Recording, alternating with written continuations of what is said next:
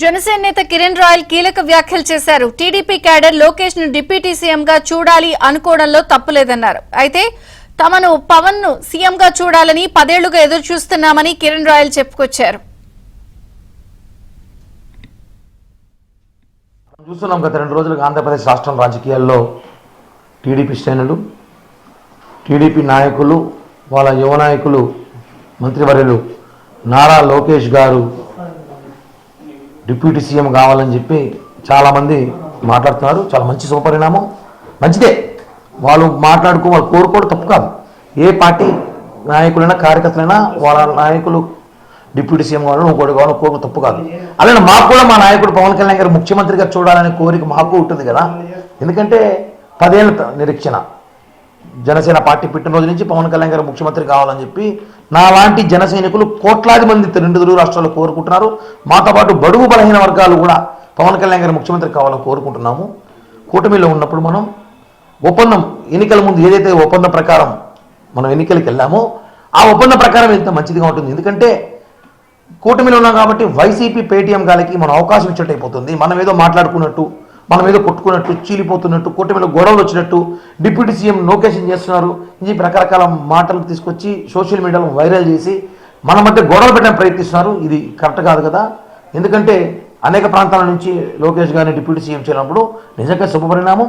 అలాగే పవన్ కళ్యాణ్ గారు ముఖ్యమంత్రి చేయాలని చెప్పి మేము కూడా మా మనసులో కోరిక మాకు ఉంది కాబట్టి అవడం తప్పు కాదు. అదేవిధంగా రాష్ట్రంలో మేము ఎప్పుడు కూడా ఈరోజు వరకు కూడా చంద్రబాబు గారు మెగా బ్రదర్స్ అంటే నలుగురు, పవన్ కళ్యాణ్ గారు, నాగబాబు గారు, చిరంజీవి గారు, చంద్రబాబు గారు, నలుగురు మెగా బ్రదర్స్గా భావిస్తున్నాం. ఎందుకంటే ఈరోజు మనం చూస్తుంటాం చంద్రబాబు గారికి పవన్ కళ్యాణ్ గారికి ఎంత అటాచ్మెంట్ ఉందో, ఇద్దరు కలిసి ఏ విధంగా పనిచేస్తున్నారో, ఇచ్చిన హామీ ఎలా నెరవేరుస్తున్నారు, కూటమి ముందుకెళ్తుంది. ఇప్పటికే 2 లక్షల కోట్లు ప్యాకేజ్ తీసుకొచ్చి రాష్ట్రం డెవలప్ చేస్తున్నాం. ఇవన్నీ కూటమి సాధ్యం. ఈ టైంలో మనం డిస్టర్బెన్స్ చేయడానికి ప్రయత్నిస్తున్నామని చెప్పి ఒక భావన ఉంది. ఇది పక్కన పెడదాం. వైసీపీ శ్రేణులకి మనం మాట్లాడే అవకాశం ఇవ్వకుండా ఉండాల్సింది. అదేవిధంగా డ్రోన్ కెమెరా గురించి కూడా ఇందాక మీడియా మిత్రులు అడిగినప్పుడు, డ్రోన్ కెమెరాలకి గన్ల కింద భయపడే వ్యక్తి పవన్ కళ్యాణ్ గారు కాదు, జన సైనికులు కాదు. దాని మీద కమిటీ వేసాం, వాళ్ళని విచారించబోతున్నాం, పట్టుకుంటాం, ఎంతటి వాళ్ళని శిక్షిస్తాం. ఏదో డ్రోన్ కెమెరాలు ఎగరేసి పవన్ కళ్యాణ్ గారిని ఆఫీస్ నుంచి బయట రాకుండా భయపెట్టాలని ప్రయత్నం చేస్తున్నారేమో, కానీ మాకంత మేము దానికి భయపడే ప్రసక్తే లేదు. డ్రోన్ కెమెరా విషయం కూడా సీరియస్గా తీసుకుంటున్నాం. అలాగే మనమందరం కూడా కలిసి పట్టుగా ముందుకెళ్ళాలి, వైసీపీ ఇష్టాన్ని ఎదుర్కోవాలి. కానీ మన మధ్య అంతర్గా రాకూడదు మనస్ఫూర్తిగా కోరుకుంటున్నాం. ఎవరి కోరికలు వారు ఉంటాయి మనసులో. మాకు కూడా ముఖ్యమంత్రి కావాలని కోరిక ఉంది కాబట్టి మా కోరిక కూడా చెప్పడం తప్పు కాదు. మీ కోరికతో పాటు అవన్నీ కూడా భవిష్యత్తులో నిర్ణయిస్తాం. భవిష్యత్తులో పోనుకొని ఏం జరుగుతుందో చూడాలి. అంతేగాని ఇప్పుడు కూటమిలో గొడవలు ఇలాంటి చిచ్చు పెట్టడానికి ప్రయత్నిస్తారు. దీంట్లో మనం జాగ్రత్త అని చెప్పి కూడా కోరుకుంటున్నాం. ఇది అయితే మరోవైపు డిప్యూటీ సీఎం పదవిని నారా లోకేష్ కు ఇవ్వాల్సిందేనన్నారు పిఠాపురం మాజీ ఎమ్మెల్యే వర్మ.